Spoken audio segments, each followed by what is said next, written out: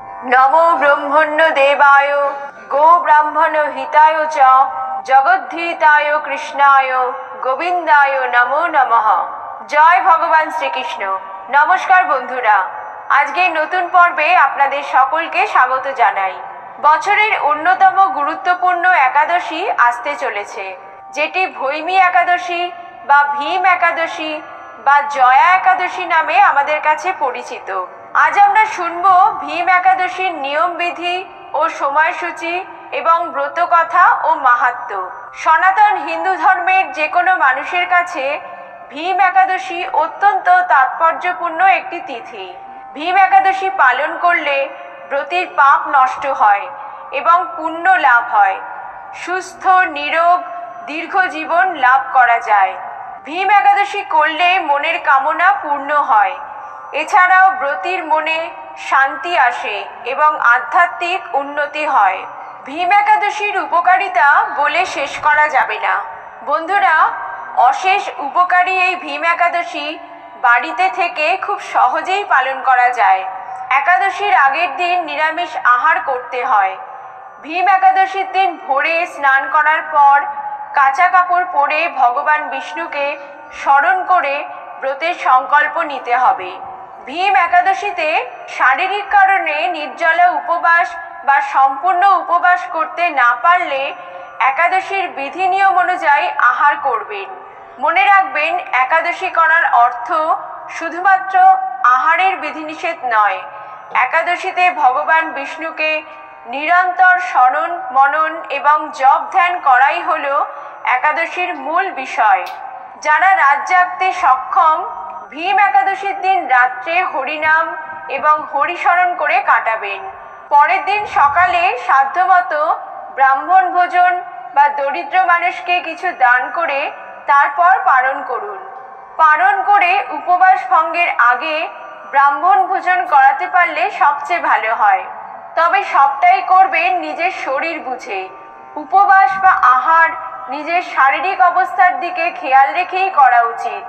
এছাড়াও ভীম একাদশীর দিন মিথ্যা কথা বলা, কোনোরূপ ঝগড়া বিবাদ করা, কোনো রকম প্রতারণা করা এবং মদ মাংস খাওয়া নিষিদ্ধ। এবছরের ভীম একাদশীর সময়সূচি এবং পালনের সময়টা বলছি। বিশুদ্ধ সিদ্ধান্ত পঞ্জিকা অনুসারে 7ই ফেব্রুয়ারি 2025 শুক্রবার রাত্রি 9:28 একাদশী শুরু হচ্ছে।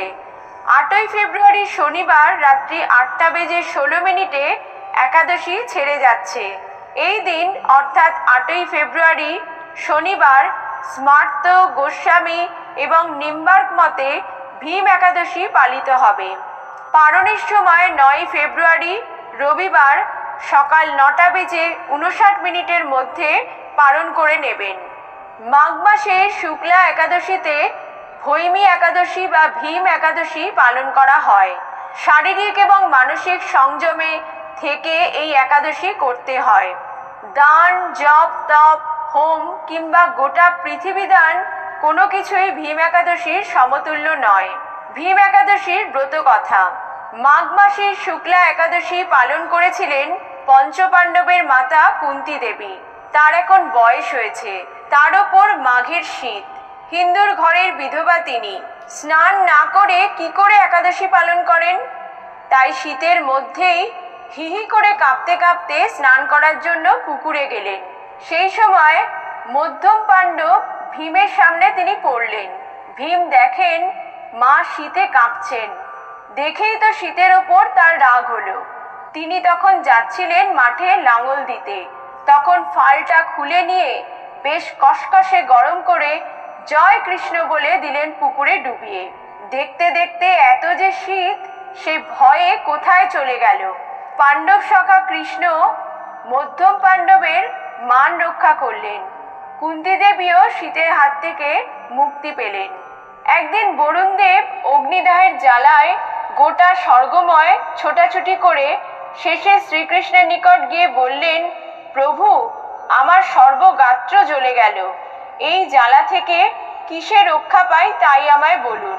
ভগবান শ্রীকৃষ্ণ সব বুঝতে পেরে বললেন, হে বরুণ, গাত্রদাহ থেকে উপশমের একমাত্র পথ আজ শুক্লা একাদশী, যদি মধ্যম পাণ্ডব ভীম একাদশী করেন তাহলে তোমার উদ্ধার হবে। সেই কথা শুনে বরুণদেব ভগবান শ্রীকৃষ্ণকে প্রণাম করে চলে গেলেন। শ্রীকৃষ্ণ কাম্যক বনে মধ্যম পাণ্ডব ভীমের কাছে গিয়ে তাকে একাদশীর ব্রত পালন করালেন। যেদিন ভীম একাদশীর ব্রত পালন করলেন অমনি বরুণদেবের সর্বগাত্রদাহ উপশম হলো। সেই থেকে একে ভৈমী একাদশী বলে। অথ ভৈমী একাদশী ব্রত কথা সমাপ্ত। জয় একাদশী মাতার জয়, জয় ভগবান শ্রীকৃষ্ণের জয়, জয় গুরুদেবের জয়।